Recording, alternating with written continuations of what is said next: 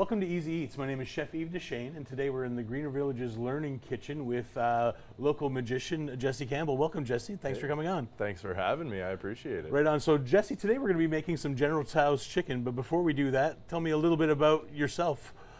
Yeah, so my name's Jesse Campbell. I am a magician. I've been doing it I picked up a deck of cards about 5 years ago, but I've been performing for maybe 3.5, 4 years now. I got about 500 shows under my belt, and it's all because of this guy right here, Pearly the Magician. I'm sure a lot of people have heard of him, and he is my inspiration. So, right on. So, you said about 5 years ago you picked up a deck of cards, and why? Just out of boredom? So I was at the North Side Market before it was moved to the South Side, and I seen Pearly the Magician. Me and my wife were there. I said, you know, I'll be right back. I'm going down to the Happy Baker to grab a treat. And on my way, Pearly stopped me and said, hey, do you want to see a magic trick? And I couldn't turn it down. I've heard of him my whole life. I just hadn't had the chance to meet him. So he showed me one single magic trick, and 500 magic shows later, it's still the only one I've ever seen. And I can honestly say that if it wasn't for Pearly that day, that I wouldn't be a magician today. So. Cool. So what type of magician are you? What kind of tricks do you perform? I do a lot of close-up magic, like weddings and birthday parties and stuff like that. I have recently been getting into stage magic. I did New Brunswick's Got Talent this year, and it was a stage show, so that was my first 8-minute stage performance. I've had a few since then, but I would say that I'm basically trying to get every genre of magic under my belt. So parlor, stage, close-up, I can basically do it all now. So how do you go about learning that? Are you just going onto YouTube, or have you taken some classes or anything like that? I haven't taken any classes. It's basically I'm 95% self-taught. I've had a little bit of help through, I got a buddy in Toronto and a buddy in New York. They both helped me immensely. Any questions I have, they'll answer it. But other than that, I see something that I think's cool online, and then I just kind of make it my goal to learn how it's done and kind of figure it out on my own. And there's the odd trick that I do purchase, and they'll teach you that way. But most of the stuff, I just see it, like it, learn it. Cool. So I've seen you a lot just kind of walking around, kind of busking. Is that your favorite type of magic? I do like busking, yeah. I've done a lot. The Garrison Night Market's had me for 2 years now. Every Thursday night I'm down there busking. I do a few of the odd other shows I do are busking related, but I really do like it. It's kind of, you're on the streets, you never know what to expect or who's going to come up to your booth. I've had lots of people in the past 2 years come up to me, and then it helps me out in the long run. They say, hey, can I book you for a show? I seen you at the Garrison Night Market, and yeah, that's I call it my home away from home lately. So. Right on. So people can book you. How can we get a hold of you and book a show? Yeah, so I do have social media. I'd say 90% of the shows I have booked have been through Facebook Messenger. But you can find my phone number online. You can text me. Social media is the big one. Give me a call. However you want to reach. If you see me on the street, stop me. Yeah, it doesn't matter to me. I'll book you however I can. What can we expect in your show? Is your show kind of the same if you're doing something as the one that I saw on the street or at the market a couple weekends ago? Yeah, it kind of depends. The only real thing between, like, I do kids parties, and then I'll do adult, and I'll do family. So really the only main difference is the things that I say during my tricks. Okay. Whether they are kid-friendly or not, basically. So during a kid show, I might do the exact same trick at an adult show, but it's just kind of the way I say it and the way I perform it is a little bit different. But the tricks are usually the same throughout all my different shows that I do. So you must stay pretty busy. Are you a full-time magician? Is this your calling? Or? Not quite. So I do work for Horizon Health. I'm a maintenance worker and industrial mechanic at the Armuckto Hospital. It's basically like a second full-time gig right now, with 2 kids and my wife at home as well. So before we get into making this dish and going to break, can you show us a couple tricks? Absolutely, yeah. So I got, well, this is probably, people ask me my favorite trick. This is probably the most important trick to me because it's actually the one Pearly showed me that day. Okay. So if it wasn't for this trick right here, I probably wouldn't be doing magic. So I've done this everywhere I go, whether I'm doing a show or whether it's just kind of for fun. So I'll get you to hold your hands out, kind of like tables. So Pearly showed me this. He had 2 foam balls. He put one in my hand, so you're going to be me and I'm going to be Pearly. So Pearly put one in his hand like this. The second one went in my hand, so you squeeze onto that one. And what happens is magic makes it so they're never away from each other for too long. I just wiggle my thumb. And just like that, you should be able to... look at that. Yeah, right? So it's kind of like a big family. So now there's 2. They can't be away from each other, but if he squeezes one more time really tight, he should have a whole family. Ready? Just like that. Check it out. Oh, there we go. We got the whole family. So that's what Pearly showed me. Now I made up this last part. I'd take one of them, squeeze it really tight. These ones are going to go right back in my pocket where they came from. And how many's left here in my hand? Well, you should have the one. Right, but because of magic, they all travel together. There's actually none left, and that trick's all over. That's awesome. Yeah, that's thank fantastic. You. Now the second one, that's my most sentimental, but the one that gets me the most exposure would have to be right here. Now we are doing the cooking show. I know we aren't cooking anything flame broiled probably, but I do bring it just in case, right?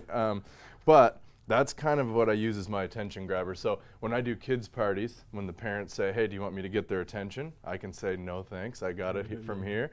And I'll just light the wallet up and all the kids will stop what they're doing and they'll gather around. So that's how I start a show. And then if it's your birthday, this is what you get for your birthday. This is my magic money. So it's got my face on it, so it must be worth, well, absolutely nothing. That's priceless. Yeah, exactly, priceless. I like that one. But if I fold it up, we can actually put a price to it. So nothing in my hands. Now I got a $20 bill. And you can see now why my wallet catches on fire. It's a little safety mechanism. So there we go. And the last thing I do out of my wallet, this one's kind of a good trick for maybe for the cameras and stuff, but it's a visual trick. It's an illusion. So this one's the 5 of diamonds. It's blue on the back. And we got the Queen of clubs. It's also blue on the back. Now, if you hold them just like this, you should be able to see the blue part here. I'm going to try to hypnotize you, but it's only going to last a second, okay? So the blue part on the count of 3. 1, 2, 3, and then it changes, right? Holy smokes. I know, but it's just an illusion because you can pull them right apart like that, and they go back to just being the 5 and the Queen, right? So magic's truly all an illusion. I'm still trying to figure it out myself. So that's fantastic. Thank you. Those are wonderful. Thank you. I appreciate it. It'll be my turn to do a little bit of cooking magic right after this break.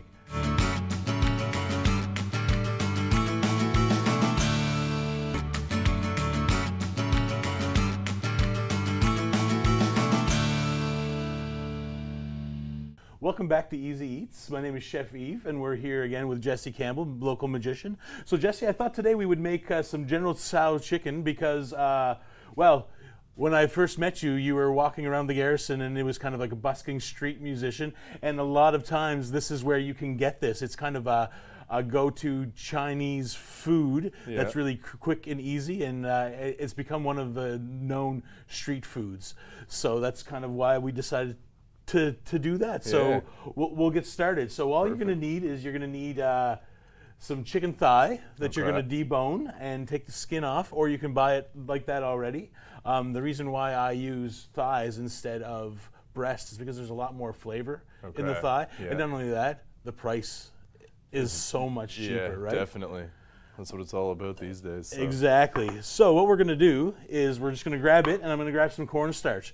So we're just going to dust it in some cornstarch. So I got about half a cup, maybe a little bit more of cornstarch right here, and I'm just basically just going to dust it. Okay.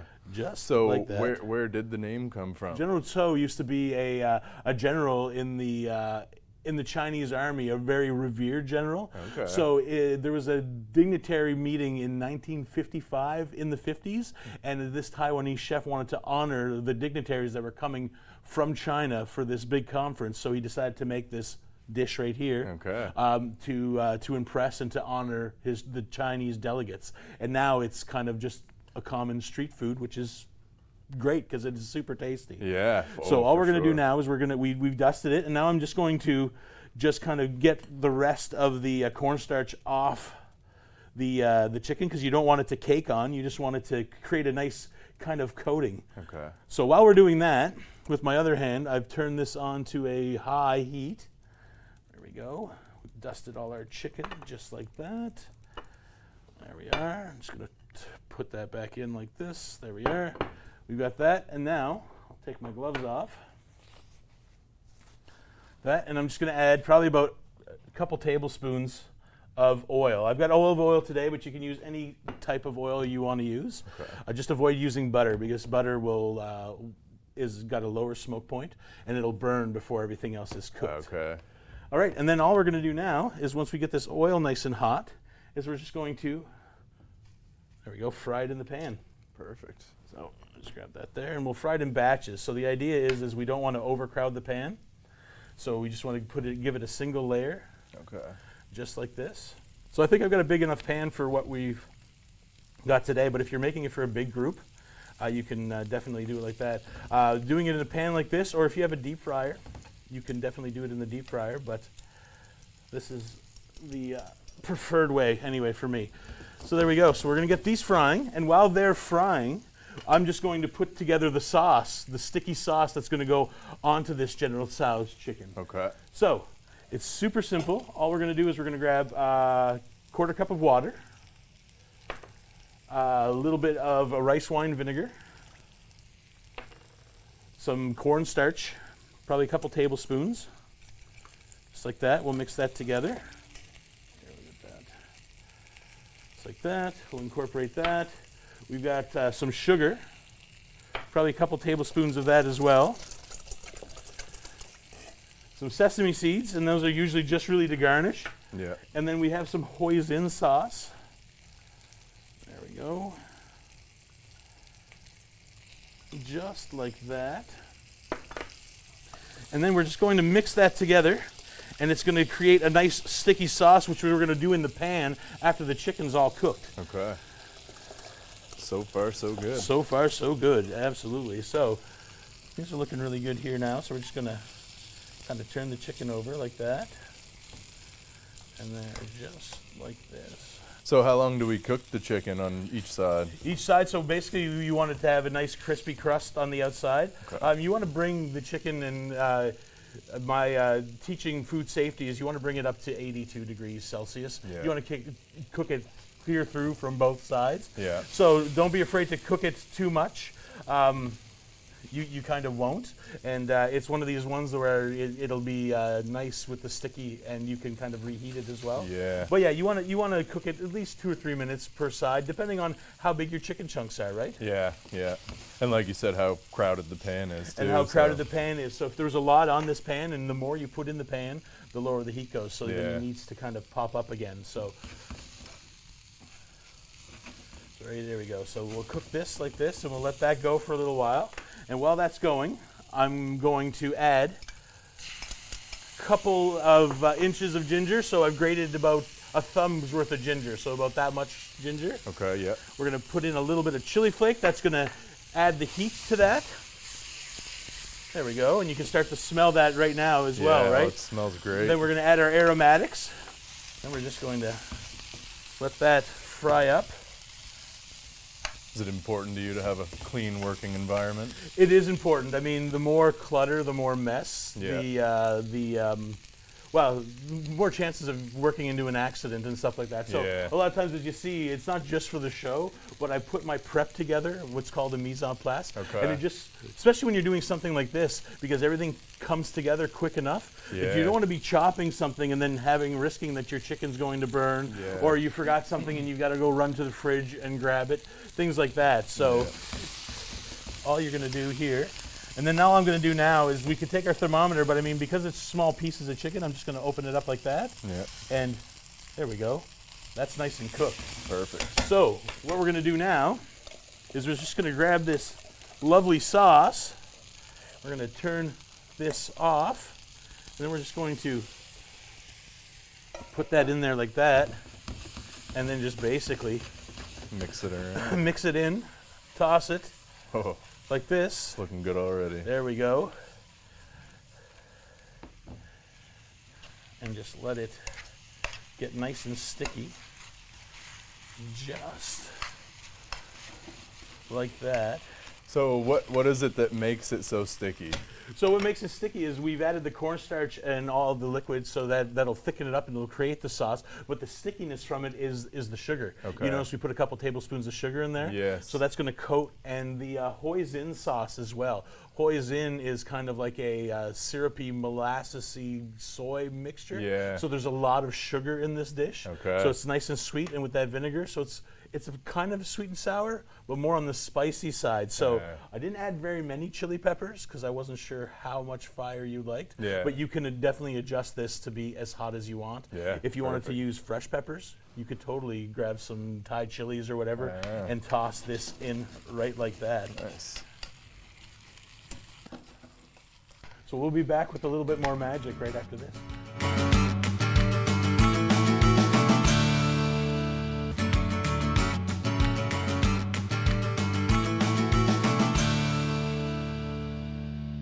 Welcome back to Easy Eats. Again, my name is Chef Yves, and we're in the Greener Village's Learning Kitchen with magician Jesse Campbell. Jesse, we've just finished making this lovely General Tso's chicken that I'm going to serve on a bed of rice. That looks great. You can put it on noodles. You can eat it just like that. So once we've done that, I heard that you were a finalist or a winner at one of the at New Brunswick's Talent. Yeah. I was wondering if you could show me what won you 4th place. Definitely, yeah, for sure. So yeah, I was in New Brunswick's Talent this year. It was at the beautiful Kingsbrae Garden Amphitheater in St. Andrews, New Brunswick.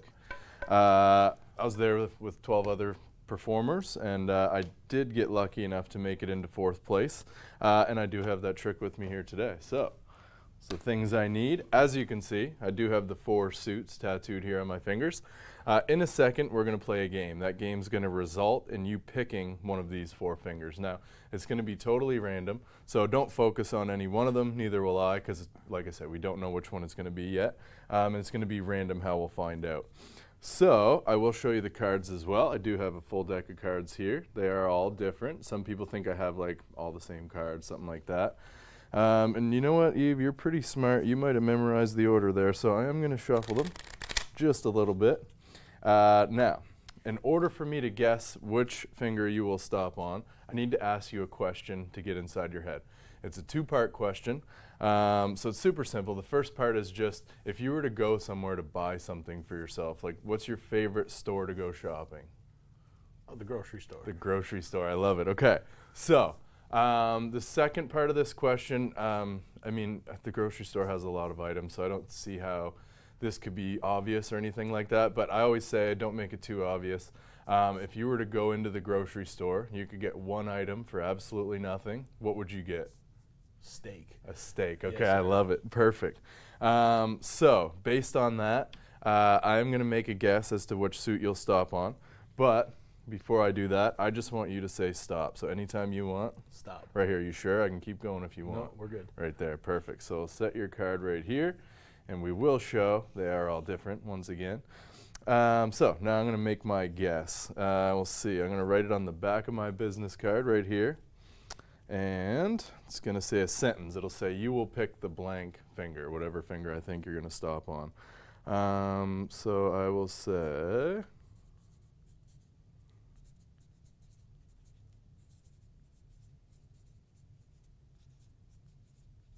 there we go. That's what I think. And we're going to set it right down with your card.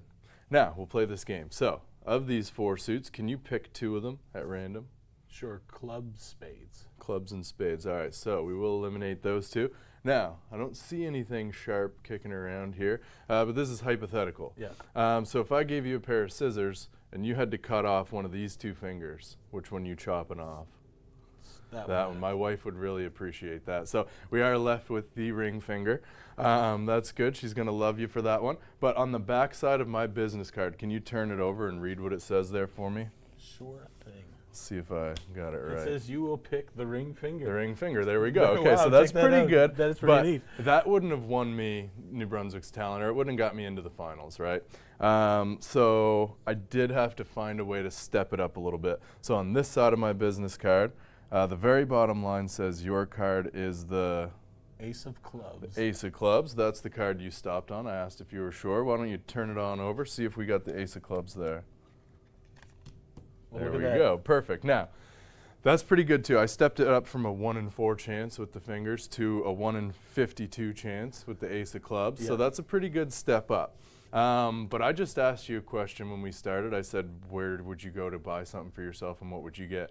Now, you literally could have said any store in the world, absolutely, any item in the world from that store. So that's like a 1 in a million. Now, nothing in my hands. I am going to reach in here. Now, unfortunately, I'm not going to pull out a steak.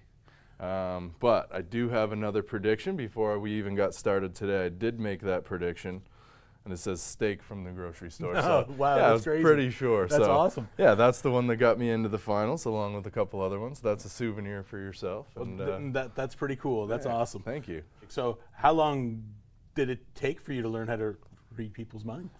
So the reading of the minds is an ongoing process. I'm still kind of learning how to take it up that next step. But that trick right there, I said at the start I had a couple buddies, one from Toronto, one from New York. The guy from New York, his name's Jonathan, he does a trick similar to this one. So I saw him do it. I really liked it. I kind of knew the method right away, so I already had one step ahead. But I made it a little bit more dedication by putting the tattoos on my fingers and kind of making it my own with the business card as well. So that way I can have something that I definitely didn't make it up, but I made it my own. So that's kind of the thing with magic. You can do tricks that other people have been doing for years, but it's really cool to be able to make something your own. Well, I was going to say that there's a whole bunch of, all kinds of tricks to do, but I guess the flair is the way you present them. Yeah, exactly. So I just kind of seen him do it, had a vision of my own thing, so I capitalized on that, and it's been working out for me ever since. So well, that's fantastic. So is this is your signature trick, is it? Yeah, I would say it's the one. Like I do it's for the birthday boy or girl when I'm doing kids' birthday parties, or it's for the one on the big stage for the judges in hopes that I'll win the grand prize. Or it's usually the most mind-blowing one because there's steps to it. Like, well, it was cool that I guessed which finger you'd stop on, but it was even cooler that I got your card, and then a next step after that I guessed exactly what you'd say. So it's like it just keeps getting better and better and stepping it up more and more. So that's why I kind of like the trick itself. It's a gradual grow to like a mind-blowing experience. So right on. Would you say that you were naturally drawn to magic? Was there a little bit of magic inside of you that made this happen? I would say so, yeah. Like seeing Pearly just kind of brought it out for me. But I never disliked magic. I just didn't have a crazy interest. I remember seeing David Blaine shows when I was younger, and I thought that was cool, as street magic and stuff like that. But actually having it in your hands was something that I'll never forget. So shout out to Pearly. So that's wonderful. So thank you so much. No problem. We've got this lovely General Tso chicken, which is super easy, super inexpensive. If you don't like chicken, you can absolutely use pork. Okay. If you don't do pork, you can totally do tofu. Okay. Perfect. Right on. So here's a fork, and let me know what you think. All right. Well, let's. I want one too big. Let's start with this one.